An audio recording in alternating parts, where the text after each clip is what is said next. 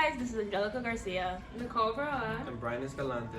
and today we have a special speaker giving a seminar. to inspire future entrepreneurs at Memorial High School. Let's get to the action. Hi, I'm Sylvia Alvey. What exactly drove you to come to Memorial today to speak with our students?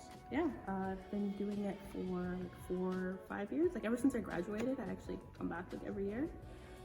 I've made connections with some of the teachers. My family still lives here, so I like giving back.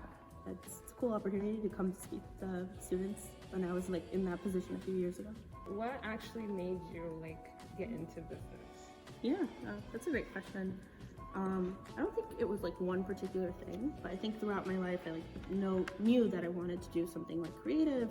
I also had like very different interests throughout my life, and there's something about just like when you make money based on like something you've created that feels different than when somebody pays you to just do a job.